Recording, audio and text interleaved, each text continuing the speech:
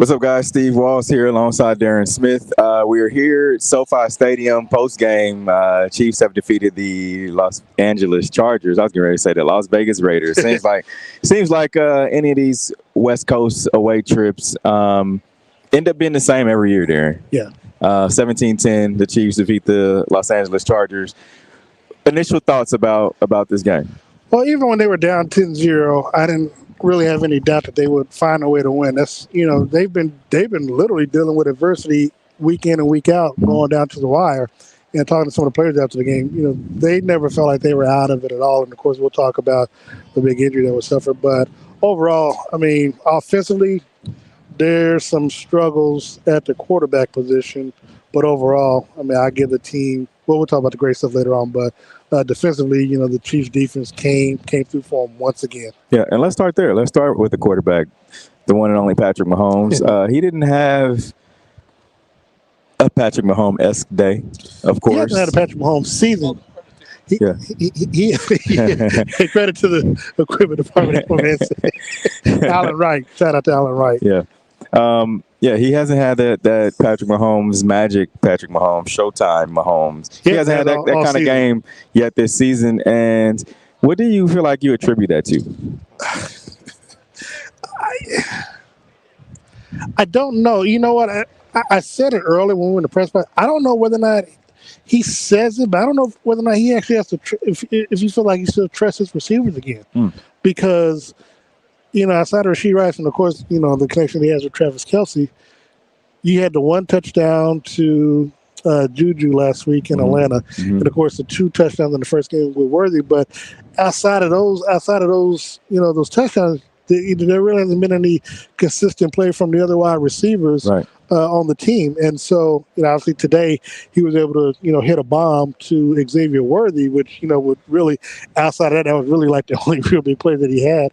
In connection with Worthy. And so I mean, that's the only thing that I can even try to put my finger on, that he still may not trust some of the other wide receivers on the team. I feel like he trusts them. I just feel like they're not doing enough. That's just my opinion, but yeah. I just feel like they're not doing enough to get open. They're not doing enough to I guess satisfy him, right? Like you look at today, and we can start with Rashee Rice. Yeah. He goes down. Looks like he may have suffered an ACL tear, and so he goes down, and you're left with Juju Smith-Schuster, Justin Watson. You're left with McCole Hardman, also Sky Moore, and Xavier Worthy.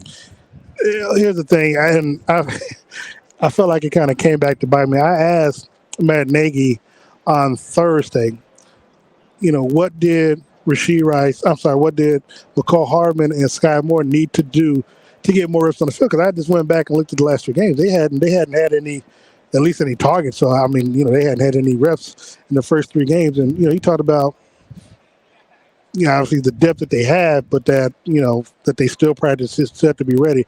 And the fact that as soon as I went this week, today they come and, they played, and, I'll let people judge, how they think they did themselves. But from what we discussed, they are going to have to go out and get a wide receiver. There has to be a new wide receiver on the active roster come next week. I can second that notion. However, you think about the fact that McCole Hardman wins the Super Bowl for them, at the end of the game last year. And years prior to that, he was a deep threat, at least somewhat of a deep threat down the field. Yeah. And to go from that to, I would say regress to where you are now, not being that option down the field, I don't think it's a night and day change. Like, what do you feel like has brought that on from just McCole Hardman? I don't know, because, I mean, I can't say life. I mean, he's been – look, he's not a stranger to the system. He's not a stranger to Mahomes. He's not a stranger to the offense. I don't know. It's funny, for someone, who likes the fancy stuff and knowing a lot of things, I don't have an answer to that, because I don't know why it doesn't seem like after, 5-6 years, that he's still not producing at the level that Chiefs fans would hope that he would be producing right up and down, especially when, one of the things that I talked to one of the players about in the locker room, and I'll get to that in a second because it deals with the offensive line. Reps and having the opportunity. The thing is, this is your 6th year. Mm-hmm. Granted, you spent a brief time in New York for coming back here, and like you said, you helped. I mean, you had the game-winning touchdown in the Super Bowl, so we know your value, we know your worth, and we know obviously special teams with you, but you're also needed to diversify, and we need you on the offense. Being able to contribute. Patrick on offense, deep threat, across the middle, whatever it takes, and we're not seeing it. And why, I just don't know. Yeah, it's kind of head scratching. However, the deep threat, we talked about that. Deep shot taken to Xavier Worthy in this game, and it honestly, and I posted this to social media. That was kind of a breath of fresh air for not only Patrick Mahomes, but it also took the breath out of the Chargers and also out of the fans that were in here today. Well, and look, to an extent, Worthy, because look, people start there chirping. Yeah. After his first game where he had the 2 touchdowns, but people say, well, it was a broken play, and I think I talked about it on our Red Eye show. He's got 4.2 speed. He runs faster than Tyreek. And everybody's like, well, it's track speed, football speed. I'm like, he's still running 4.2. Mm-hmm. Regardless, that's fast. Right. Utilize it. And for me, it's always been like, well, Patrick seems to it seems like he's underthrown sometimes. Today, he chucked that ball in the air. And he said post-game, after he was asked about it, he said that, he told him, if the safety doesn't commit, I'm throwing it to you. Yeah. He said, if the safety doesn't commit, I'm throwing it as hard as I can. You just go get it. And he said that's what he did. And again, I like to think that's something that Patrick talked about doing this summer anyway. With Hollywood Brown and Toe and Rasheed, we thought we would see more of the deep passes that we haven't seen as much. So for him to connect, which is crazy because I know they showed it to the fans that was his first 50-yard touchdown pass. Mm-hmm. Since 2022. Since December 2022, which is kind of hard to believe that it's been almost 2 years that it's been that long. But, we know why last year. So the fact that he's got it, and the thing is, I feel like he can do it more often if the defense allows it. But Patrick, again, he's been known for having a strong arm and being able to throw deep. But he really, at times when he throws it, at least attempts to throw the deep, seems like he's underthrowing the receiver. So, again, as it relates to what he was able to do, I'm happy for him because it was like a sigh of relief. And again, for something like that, it builds confidence for, with Mahomes because, again, it's been 18 months since he's been able to throw a pass that deep and it's connected. Obviously for Worthy because, he's able to, score, contribute, and show off his speed. And then it also it did allow them to keep the defense honest because now the defense had to worry about that deep threat. Mm-hmm. So you couldn't bunch up and get after Mahomes as much as they wanted to. And you mentioned keeping the defense honest. The one and only Kareem Hunt made his debut today. First carry from scrimmage, 9 yards. Look, man, I've been wanting this dude to be back on the team since they cut him. And like I said, I got a media friend that says that Kareem Hunt, while he was in Cleveland, was on 3 wheels. I'm like, man, y'all just ain't used him properly. Mm-hmm. And today, 14 carries, 69 yards. Look, that's coming off the street. And look, I knew. Obviously, Carson still had some issues. Mm-hmm. Had another fumble, and it was, I guess, first drive for on the opening drive for the Chiefs. And so, the Chiefs, knowing that this was going to be a battle, they put him back out there a couple of times later. But this was too important of a game and how it went that you don't rely on the rookie. In this particular game, you leave it up to the veterans. P. Ryan, contributed with the five carries, 14 yards. But really, this was, and we talked about all this week. It was more about getting Kareem Hunt back out there. Mm-hmm. And one of the things that I'm disappointed in, I'm really disappointed in. Caught a couple of screen passes, but there was one in particular that had Patrick not gotten knocked down, I think Kareem would have got some great yardage. So, but look, overall, the man had 85 yards from scrimmage today in his first time, being with the Chiefs since 2018. And someone posted on our YouTube Live, Kareem Hunt is the truth. Yeah. It's great to have a power running option that can run between the tackles and eat up the clock. That's true. So when you have, and we can't forget about Clyde Edwards-Helaire. Oh yeah, right. He should be back. I think he posted on social media. I feel like he'll be back next week. Yeah, he was out 4 games. So. Yeah, so I think that gives that 1-2 punch where Clyde is able to have speed as well, the same as with Isaiah Pacheco, and he also has the out of the backfield catch option similar to Kareem Hunt. So teams will have to, or defenses will have to play this Chiefs offense honest. Here's the thing, man. I mean, I don't know, because even though he can come back next week again, when getting back in the football shape, being that, because I don't think he's practiced since he's been on the IR. Right. So I don't know if he's going to be able to play next week. But be that as it may, the fact that what you're able to get from Kareem, and look, we kind of talked about it when Pacheco comes back. I think Kareem is, as long as everything's going to be on up and up with him. Just that 1-2 punch with he and Pacheco, when Pacheco does come back, it's going to be scary because now you can put both of them on the field, because Kareem can stay, once he's really back in the football shape, he doesn't have to come off the field. Right. He can line up to the outside and you have P-Ryan in the backfield or still in the backfield, and the thing is, he's just able to show his versatility. And as I told a gentleman from USA today, I said the thing about Kareem is that he wants to make it right, for whatever. And so I mean, so every time he gets the ball, I mean, people talking about, again, I tell people all the time, Pacheco running hard stuff, that's just what we had when we had Kareem Hunt. So now that you got the originator back here, I mean, it's, man, again, the only thing that's missing, well, now you kind of saw it. You had the speedy outside with Worthy. Mm-hmm. You had Travis Kelce underneath, and I know we'll talk about him in just a second. And then you had Kareem Hunt back. I mean, it was kind of like, literally, had you had Tyree, it would have been like the gang being all back once again.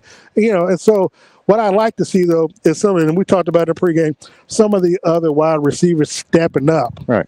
And that's what's missing, because what's going to end up happening is now that Rashee Rice is out and done for the season. Well, we don't want to put that out. Okay, well, he's going to be out for a minute. Yeah, he's going to be out for a minute. So what you don't want to have happen is teams, what they've been trying to do, double, triple team Kelce, and again, still force Patrick to beat you with everyone else. Mm-hmm. Now, had it came down to it today, I mean, we saw, again, outside of Kelce and Worthy, Noah Gray contributed a little bit, 1 or 2 catches from Watson. I mean, yeah.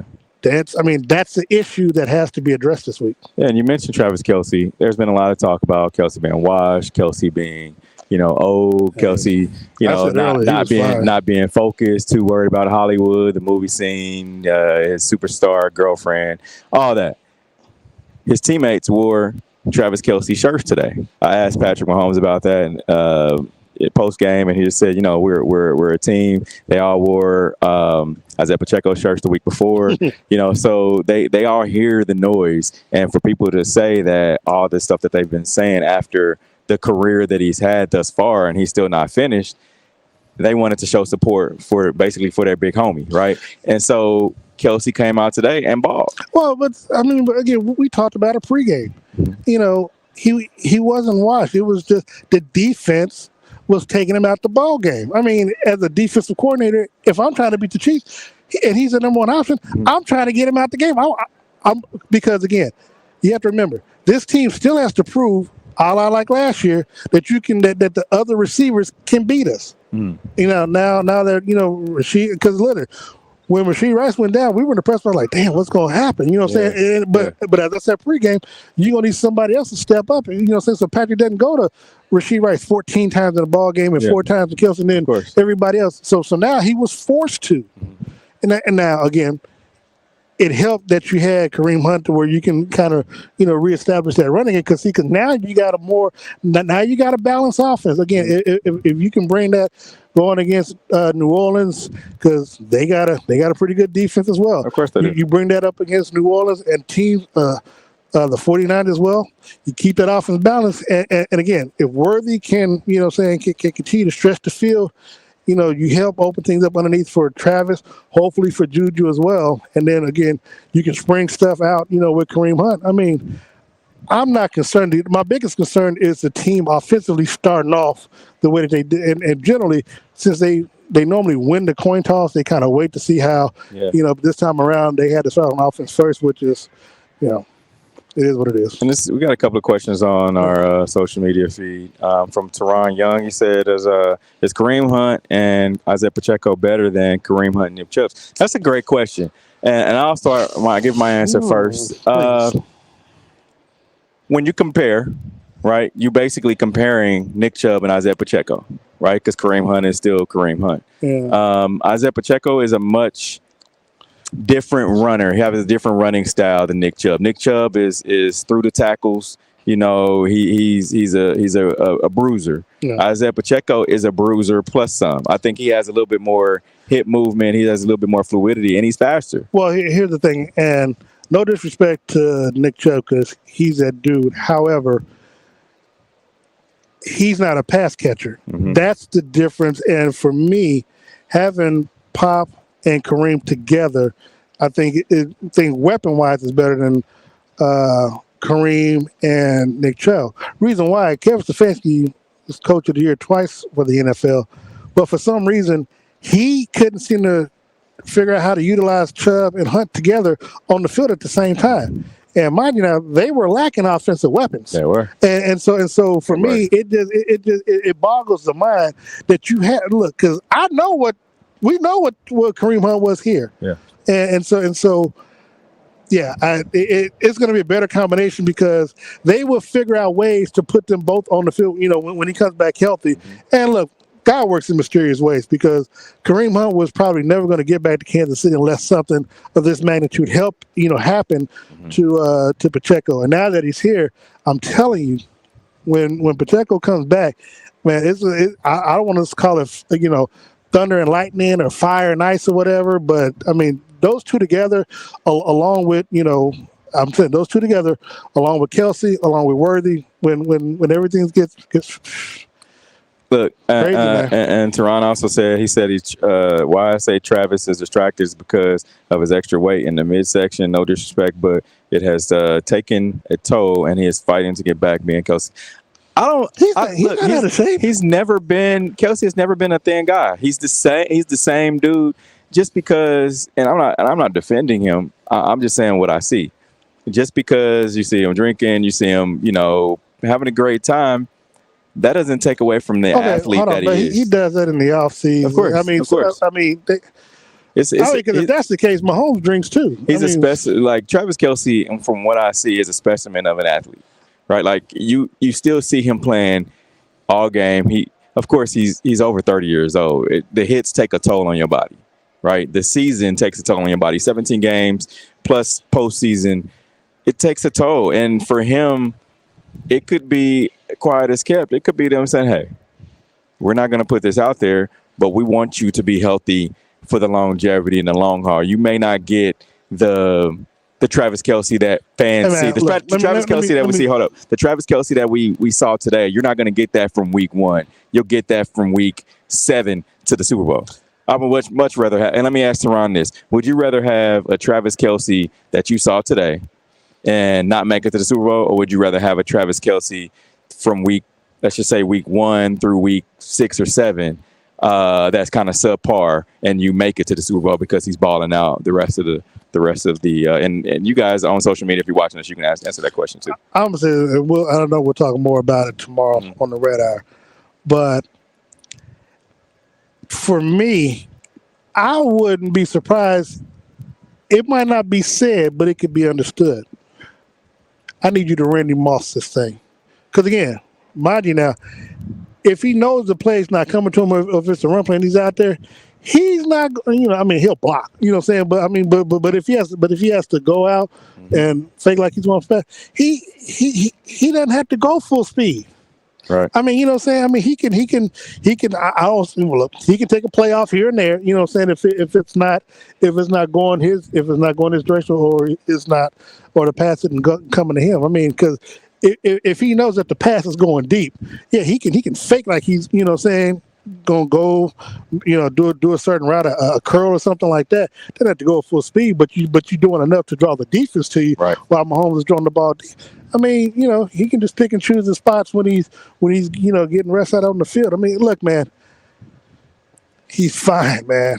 The man is not distracted. It's just the defense is. The other team gets paid to stop the Chiefs too. They're just doing a better job this year of focusing on Kelce because, again, when it was time for the playoffs, Kelce was the number one option and was the number one player offensively throughout the playoffs last year when the Chiefs won that Super Bowl. He was first in yardage, touchdowns, all that stuff. Dude, teams are just keying up on Kelce. It is not washed. He's not out of shape. The man, even when he travels, he works out. He was at camp every damn day. He practiced. He's fine. He's not out of. He's not washed. We watch him day in and day out. Yeah, I mean, dude. Here's the thing about that. You can put some of the onus on Mahomes. You put a lot of it on Mahomes because there was a few plays where, if you look in game 1, game 2. Where Travis was open. I mean, Travis was open in the end zone, and Patrick Mahomes decided to throw it to the offensive lineman.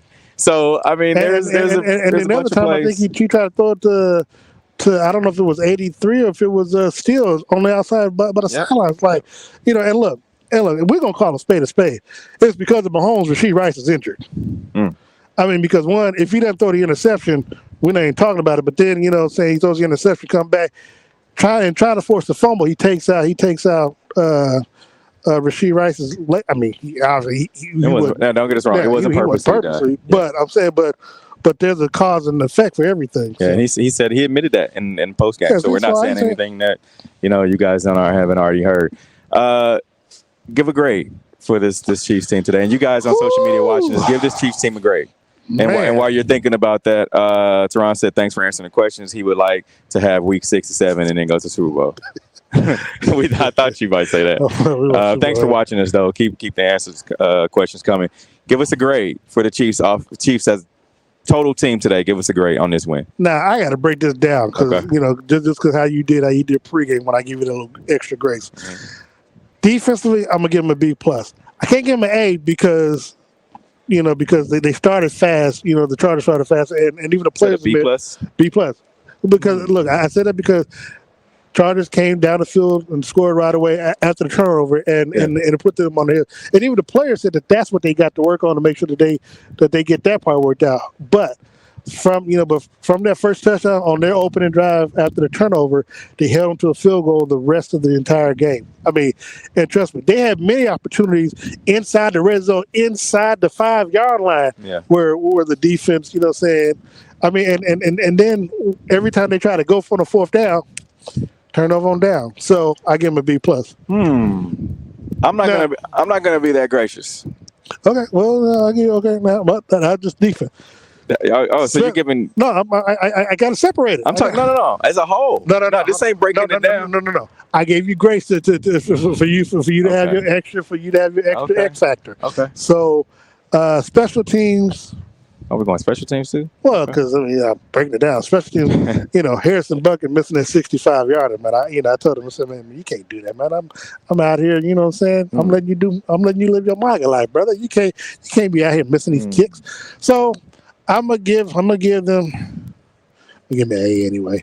The 65 yards, and then offensively, man, quarterback play C, running back play B- because of Carson Steele's fumble, wide receivers C, Travis Kelce A, tight end A. Oh, okay. Yeah. All right. And so coaching, coaching A. So what I got from you, I got 3 A's, no, you don't. 2 C's. Yes, I do. Bro, I kept 3 A's, 2 C's. Oh, what I gave A to was Kelce. You gave Kelce A? And special teams. Yeah, special teams. No, you gave somebody else an A. No, okay, I guess coaching. Yeah, coaching. Okay. So 3 A's, 2 C's, and a B. Okay. So that's 6 grades. So that averages out to a B. There's an average out to a B. Okay. I don't know. I guess that's 3.0. That's at least 2.9. Yeah. 2.9, 777. Rounded it up. Right. So for me, I'm not going to be as gracious as giving them a B average. I'm as a team as a whole, I'm going to give them a C. Steve. Yeah, no. Saying it with your chest. I am. Just because you got to listen to this. Okay. We talked about it in our pregame show. And for you guys that are just not tuning in, finding out about us, we do the pregame cheat sheet before 1 hour before each and every game, whether it's on the road, whether it's at Arrowhead Stadium, GEHA Field at Arrowhead Stadium. So, tap in with us pregame. Hang out with us, learn some stuff that you may not know to look forward to the game. So back to my grade, C. And I would say this, we talked about it pregame. This had to be a get-right game for the Chiefs offense. Mm-hmm. Patrick Mahomes' first 3 weeks of the season has talked about the offense not playing well, Travis Kelce not playing well. Kelce did, revitalize the season. 7 catches, right? 89. So that being said, the offense still didn't play good. Oh, agreed. The offense still didn't play good. I mean, you can't continue to have these. And I know, and asked Andy Reid this earlier this week, with all the close games that this team has been having these past few weeks. Playing with fire. Is that tough on a team? Like, you're having all these close games this early in the season. That can be tough mentally, physically, draining. And Andy Reid said there's just a lot of parity in the league, then give him coach speak. But I feel like you can't keep having these close games like this because, and you just said it, playing with fire, at some point, luck is going to run out. Right? Yeah, Lady Luck. Yeah, at some point, and granted, this ain't new. They've been doing this. I mean, you were down in all the Super Bowls that you played in. So I guess you have that under your belt and what you can lay your hat on. But as far as the way that this team is built, you can't keep relying on your defense week in and week out. Let me ask you this. So that's my C. What playing with fire, so to speak. I mean, I don't know, man. I can't phrase the question the way I want it without it coming out, without it making it sound strange. But it just, I don't know, man. I just think that they're because the way you're talking and the way you're describing it, again, you're going to be in a situation where you find, for me, it's disheartening because we talked about it today. They were 10.5-point favorites. And the fact that, they won by 7. Yeah, they won by 7. But the fact that you're playing a team that is without Joey Bosa, without both of their tackles, their starting tackles, and Justin Herbert limping most of the game, and the fact that most of this game you were trailing, 10-0 before, 10-7, and then 10-10, and then you take the lead, but it should never. I mean, you can't. Again, like you said, you put so much pressure on the defense where it's a bend don't break. Eventually, the dam is going to break, and it's going to be because of the offense. Because for whatever reason, and the good thing is you can't blame American Bieniemy for this. They're not putting the players in position to get open. They're not putting players in position to score. They seem to have a hard time sometimes when they get into the red zone. I just don't know, man. I mean, they got to figure this out. Yeah. Because against a team as depleted as the Chargers were, and yes, I know they get paid to play as well, regardless, next man up. But you still had the better talent on this field, and it never should have been that close. Yeah, and another reason the offensive line didn't play well today either. Yeah. Early on in the game, Jawan Taylor had way too many tackles. Talked to him in the locker room. He. It's one thing to take ownership of it, but still, you got to clean it up. So this week, the one good thing in a win like this, Andy this week can still put the tape on, talking to the players, and be able to coach them like we might have won, but you got to clean this up. Yeah. And so, yeah, and even though, they had a lot, we still got to make sure we give high praises to Wayne Morris. Oh, yeah. Because I talked to him after the game today. And just asked him, from his time getting the chance to start last year, and then losing his starting position, and then kind of getting it back, what did he take away from it? What did he learn from it? Yeah. And he said consistency. He said that's what they wanted to work on. I asked him, I said, if you could give yourself a grade for the day, what would it be? He told me an A. He said, but it wasn't easy, because he was going up against Khalil Mack a lot today, Yeah. and but he said he got a chance to learn from it. I don't think he gave up a sack on his end. Oh, he did. You know what I'm saying? But again, that's good for him because now he knows coming up next week. Yeah. He's got Cam Jordan, and then 2 weeks after that, he's got Nick Bosa. So for me, at least he's learned. He's learning, i.e., either from his mistakes or what he has to do to keep his position so he don't lose it again. So I mean, I like that because that's growth. Of course. We appreciate you guys hanging out with us this post game. We know it's around 7:47, going on 8 o'clock here or in Kansas City. Remember, you can catch myself alongside Darren Smith, DJ Q, and Sean Tyler tomorrow for the Red Hour, 6:30 p.m. to 7:30 p.m. Be there, be square, watch us right online, whatever platform you're watching us on. We'll be broadcasting 6:30 to 7 p.m. Central Standard Time. So, Darren, you have anything? Yeah, next Monday night, Steve and I doing the pregame show. Yeah. I think kickoff is at 7:15, so we'll probably go at 6 o'clock, probably either 6:15. Yeah. Live from Arrowhead on Monday. Yeah. And so the following Monday. Yeah, the following Monday, and then of course we'll have the Red Hour the next day on that Tuesday. So, so at least not since open weekend we get a chance to watch football on Sunday. Just a chance to kind of rest some. So, it is. But make sure you follow us on social media at Darren Smith WHB, at Steve Walls KC, and of course join us again for the Red Hour tomorrow. Appreciate you guys joining in. Peace.